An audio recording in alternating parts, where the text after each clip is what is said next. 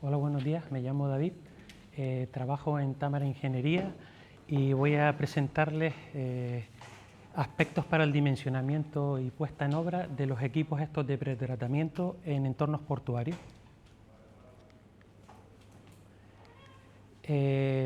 Fuera de los entornos portuarios estamos acostumbrados a ver estos equipos montados en distintos tipos de naves industriales, estaciones de servicio, talleres, centros de lavado, que en general pues tienen en común que son superficies cubiertas de no mucha superficie y que por lo tanto no le afecta las escorrentías, es decir, el caudal del efluente que le llega a esos aparatos es el propio de las máquinas y aparatos de limpieza o de la actividad que le llega al aparato. Sin embargo, en entornos portuarios tenemos prácticamente todo lo contrario, tenemos terminales con grandes superficies al descubierto y por tanto, por ejemplo, expuestos a la superficie, expuestos a la pluviometría, al agua de escorrentía. Otra particularidad del entorno portuario es que está afecto por la carrera de marea y eso pues va a condicionar el diseño de la instalación, la elección de los equipos, incluso la ejecución o la disposición de ese equipo en obra. Otro condicionante es la limitación de cotas. Claro, se acentúa más cuanto más próximo a los muelles, ¿no? Que las cotas existentes no dan capacidad para poder desarrollar bien una red de gravedad o tiene limitaciones.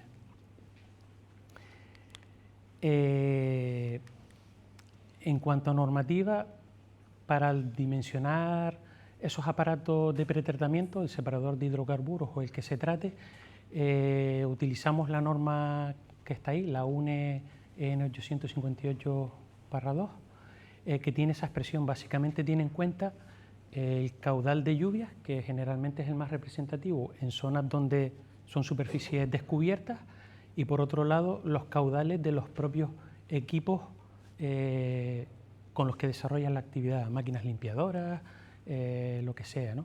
Y bueno, otros coeficientes también que les interfiere. En cuanto al caudal de lluvia, que es el más representativo, en cuanto al efluente que le llega a esos aparatos, como explicó el compañero antes, se puede asimilar a una terminal, a una cuenca pequeña, y aplicamos el método racional.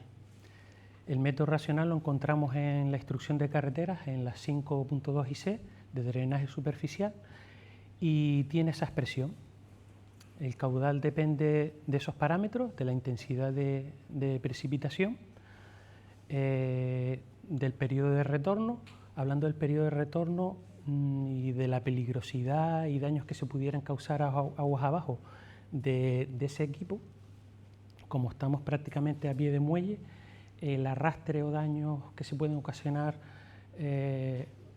aguas abajo de ese punto no es tan significativo y generalmente consideramos un periodo de retorno de 10 años. El tiempo de concentración de la cuenca está relacionado directamente con la geometría de esa cuenca, longitud, pendiente, diferencia de alturas. Otro parámetro es el coeficiente medio de escorrentía, más asociado un poco al tipo de suelo, su infiltración, su pendiente, el uso que tiene ese propio suelo. Otro parámetro es el del área de la cuenca. En el mismo área se pueden dar que haya varias estaciones de pluviometría que aporten un caudal de pluviometría distinto.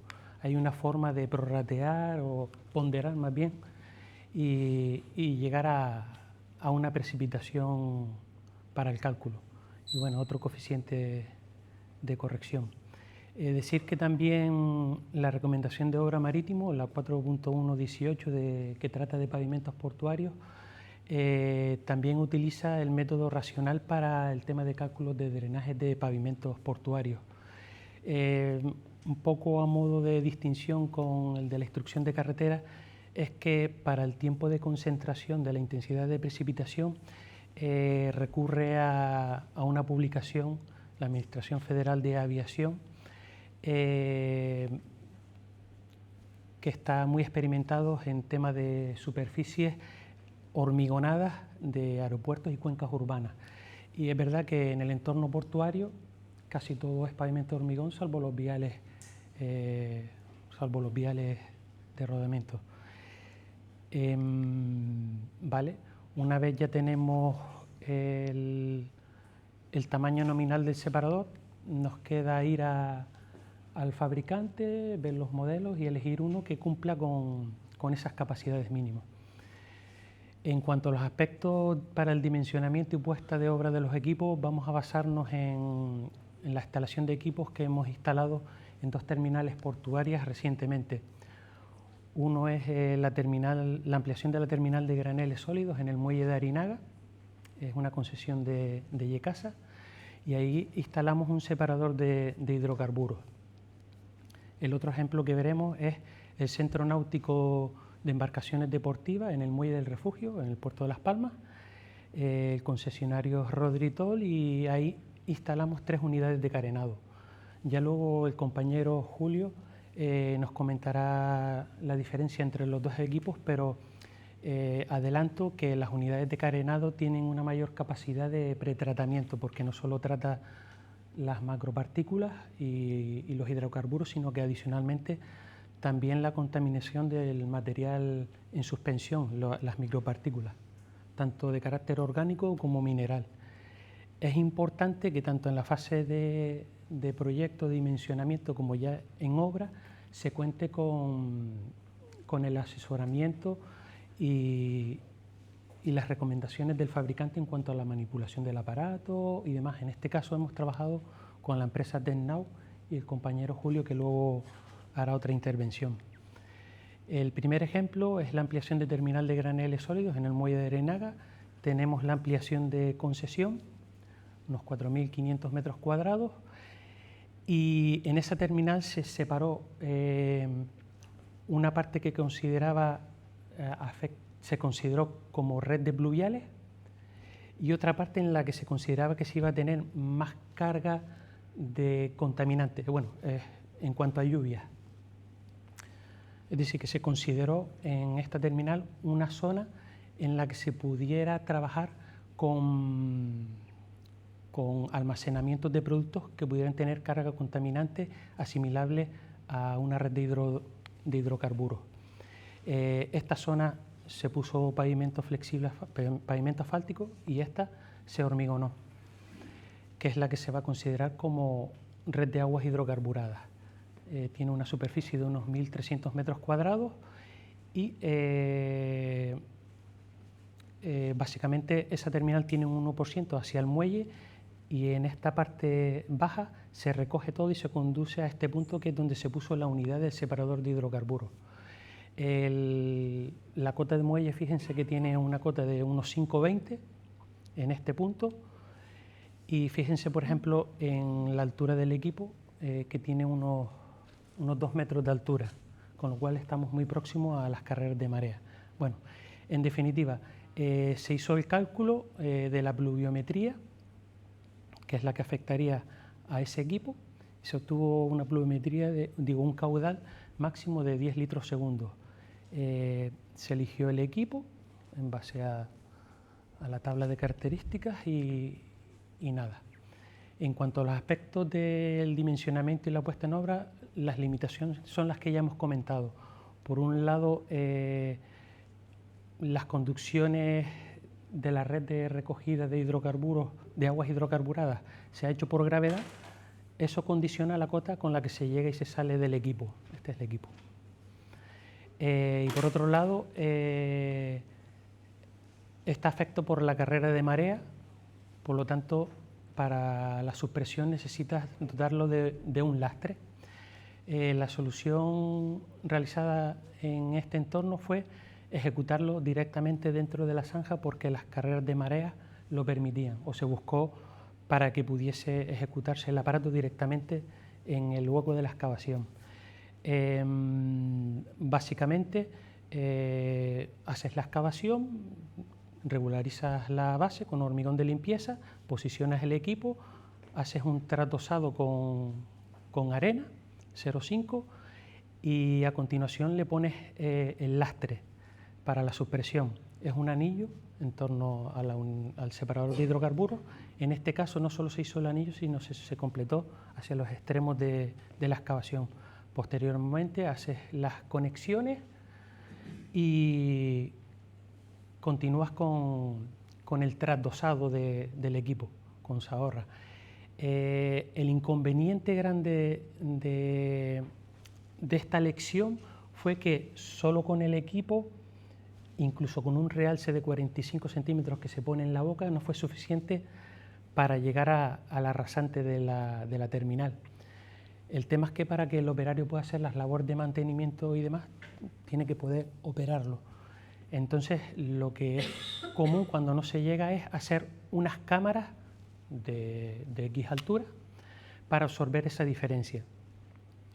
Esa cámara, esta es la boca del separador de hidrocarburos, el realce, y para absorber la diferencia hasta la rasante lo que se hace es esa cámara, mediante la ejecución de una losa flotante, la apoyas en el terreno según el dimensionamiento, la apoyas en el terreno, es una losa doblemente armada, y sobre esta montas lo que sería la cápsula, el anillo o la arqueta que te hace de cámara, ¿no? Luego terminas con el paquete de firme, Sahorra y pavimento, ¿no? A ver si me he dejado algo de lo que pone el texto. Bueno, más o menos casi todo lo comentado. De forma visual, una foto a veces ayuda más. Aquí ven el hueco de la excavación, la afección de la carrera de marea, y la marea estaba baja. Este es el equipo, el separador de hidrocarburos. Básicamente tiene una zona de rebaje, aquí iría el anillo del lastre, gracias. Y aquí se ven las bocas de entrada y la de salida. El realce se colocaría aquí encima, ¿vale? También se ve que el equipo está preparado para el izado y el lingado. Aquí tenemos el aparato posicionado ya en el hueco de la excavación. Se hace el trasdosado inferior con la arena. Posteriormente se hace el anillo de lastre. En este caso se hormigonó todo el hueco de la excavación. Se hacen todas las conexiones y empalmes de las conducciones, entrada, salida, ventilación. Se pone el realce y se procede al trasdosado de la parte superior. El trasdosado llega hasta la boca del realce y lo que sería el realce ya quedaría embutida en lo que es la losa flotante que hablábamos antes. Aquí se prepara el armado, se hormigona y a partir de aquí se crea la cámara. Se dispone la arqueta o el anillo prefabricado, se coloca excéntrico para dejar un hueco para que el operario pueda operar al lado de la tapa, ¿vale? Se prepara el marco de la tapa, se hormigona, se completa el pavimento y se cierra la tapa. Aquí se ve un poco lo que comentamos. Esta esplanada es asfaltada, se considera red de pluviales. Aquí es la recogida de esas pluviales y de aquí en adelante es la esplanada de red de aguas hidrocarburadas. El otro ejemplo que tenemos es el centro náutico en el muelle del refugio. La parcela de concesión es de unos 1.700 metros cuadrados y la parte de explanada descubierta y por lo tanto afecta por los caudales de lluvia, es de unos 14.700 metros cuadrados. Entre las dos obras se puede visualizar un poco toda la problemática que hay en el entorno portuario, particularmente en las zonas de muelle donde está más restringidas las cotas, la afección de la carrera de marea y todo, ¿no? En este caso, pues se dimensionó toda la esplanada con 1,2% de pendiente hacia el muelle. Por la gran superficie que representa esto, se asimiló y se repartió el área en 3 zonas que actuarían como cuencas independientes, cada una llevando su efluente hacia el aparato. En este caso se colocaron unidades de carenado en cada una de las zonas. Por pendiente se recoge en la parte más baja y se conduce a cada una de las unidades de carenado. Este muelle en esta parte tiene casi unos 4 metros de cota de rasante. De los cálculos se obtienen los caudales que llegarían a cada una de las unidades de carenado de esa superficie y el cálculo de las capacidades de cada uno de esos aparatos. Se iría a la marca comercial y se buscaría aparatos que den ese caudal o más. En definitiva, la unidad de carenado 1 se asemejó a 57 litros por segundo, 57 litros por segundo respecto a los 51 calculados, y respecto a la unidad de carenado 1 y 2 se aproximó a un tamaño nominal de 68 litros por segundo. Tanto las unidades de carenado 1 como la 2 y la 3, pese a que tengan distintas capacidades en cuanto a dimensiones de altura y diámetro, son iguales, lo que cambia es el largo, tienen forma cilíndrica. Vale. Aquí, por ejemplo, tenemos el cuadro de características y dimensiones de los equipos. Nosotros hemos seleccionado estos de aquí, el del 57 y 68 litros por segundo, pero fíjense que hay equipos de hasta 2,5 veces más, de 170 litros por segundo, en este modelo. Esto es una visual del separador de hidrocarburos, aunque el compañero luego entrará en detalle. Básicamente comentar, la unidad de carenado 1 tenía 3 bocas de servicio y la 2 y 3, 4 bocas de servicio.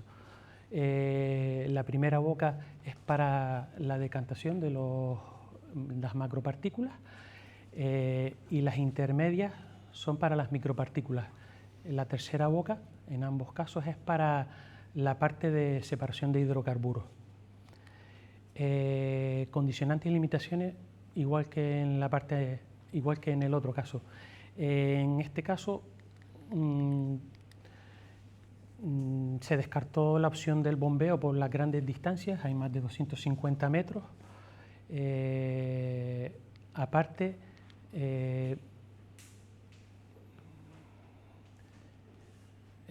luego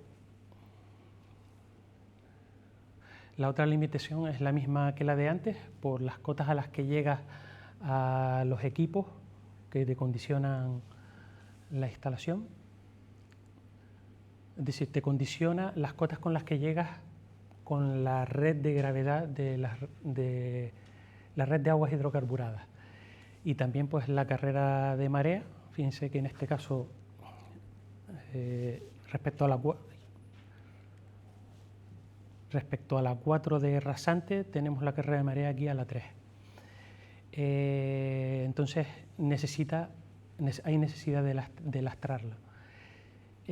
Lo que hablamos, en este caso no se va a poder posicionar el equipo directamente en el hueco de la excavación porque agotar el terreno, dejarlo seco para poder hacer eso, entrañaba mucha complejidad, tanto coste económico, tema de medios, como con los trámites para bombear esa agua tierra-mar, ¿no?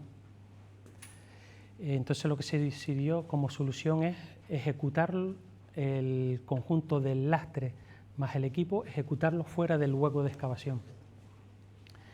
La solución ejecutada fue eso, la losa de lastre y el equipo construirlo fuera. La losa de lastre es de hormigón armado y tiene una especie de acunado, que es lo que le llamamos el arriñonado 1, ¿no? De 65 centímetros en total. Para el cálculo de este lastre se tuvo en cuenta, aparte de las carreras de mareas, pesos y demás, las circunstancias en el momento más desfavorable, que es su puesta en vacío, ya que no cuenta con los pesos que le ayudan a las suspresiones. Se analizaron las mareas y se consideró un posible asiento de esa excavación. Todo eso hace que, aparte de los coeficientes de seguridad, mayores el lastre, ¿no? La losa de lastre. Nada, ¿cómo ejecutamos? Una vez tienes esto construido fuera, regularizas el hueco de la excavación con un hormigón de limpieza, posicionas el equipo, una vez lo posicionas, esperamos 1 o 2 semanas para ver si sufría asientos. En este caso no tuvimos asiento, con lo cual probamos con la unidad de carenado, de las 3, probamos con la unidad de carenado que tenía más holgura en el diseño, para ver cómo se comportaba y extrapolarlo a las otras. Bueno, no se movía, pues se procedió a ejecutar el segundo arriñonado y el relleno por los laterales con sabor artificial. A continuación se empieza a hacer el trasdosado con material de cantera árido 510. El trasdosado se hace compensando, llenando el equipo con agua, con tongadas de 30 centímetros. Vas compensando 30 de llenado, rellenas 30 de fuera. La forma de compactación de este trasdosado es vía húmeda, no puedes meterle carga mecánica para compactar. En nuestro caso, como utilizamos mareas bajas para poder posicionar el equipo y la losa de lastre trabajar en mejores condiciones y no tener que esperar a grandes carreras de mareas, en las últimas partes se procedió a la vía húmeda con regado de cubas, ¿no? Utilizando cubas. Nada, se termina con la colocación del realce, que aunque viene de 50 centímetros lo recortamos para adaptarlo a la rasante, y finalmente pues nada, rematas con el pavimento y el hormigón de superficie. ¿Se me queda algo de...? Nada. Terminas con la colocación de las tapas, pavimento y señalización. Esto lo vemos mejor en foto. Bueno, esto es un detalle del armado de la losa de lastre. Y aquí tenemos la recepción del equipo, el separador de hidrocarburos, en este caso es el grande, el de las 4 bocas, que tiene lo que le llaman un chasis speed o chasis rápido para integrarlo junto con la losa de lastre. Tiene unos cinturones, unos cintos y una armadura de reparto inferior con unos IPN. Aquí se ve el detalle de esas cintas y el IPN. Esto de aquí es el realce, es lo que se pone en las bocas para ganar altura de cara al mantenimiento de la rasante. Ahí tenemos el hueco de la excavación. Observen cómo la carrera de marea, también por capilaridad, llega a esos extremos. Cuando en marea baja se hormigona, se regulariza el suelo en la base de la excavación. Fuera, aparte, regularizamos el suelo, preparamos la base para poner el encofrado, el armado de la losa de lastrado. Se pone el equipo sobre ese armado y se integra con la armadura. Aquí no sé si observan que la armadura acuna un poco lo que llamamos el arriñonado 1. También se dejan unas armaduras ahí para el posterior eslingado, ¿no? Aquí se ve cómo se integra la armadura del chasis Speed con la armadura losa lastrado, encofras, hormigonas, desencofras, esperas que pase el tiempo a ver si las resistencias están ok, y cuando se da el momento pues ya movilizas el equipo. Pues nada, durante el lingado el equipo va vacío, va sin agua, y para proteger del eslingado el equipo se utilizan unas gomas o mantas, ¿no? Bueno,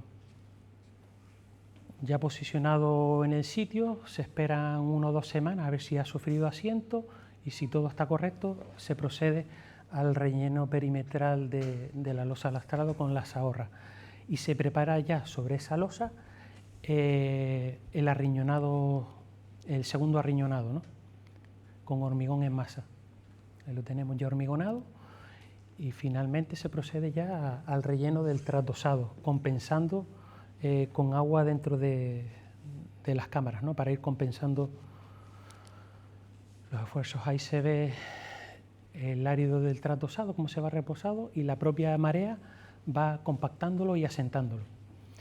Aquí ya se ve terminado a falta de la parte de coronación, donde ya colocas los realces y las interconexiones para meter las sondas de control de hidrocarburos o de lodos en su caso. Y ultimas colocando los marcos de las tapas y el hormigonado de la calle. Ya solo queda pues señalizar, bueno, meter las tapas, señalizar y balizar, porque en este caso no se consideró la zona para tránsito rodado de vehículos sobre los separadores de hidrocarburos. Y hasta aquí. Muy bien.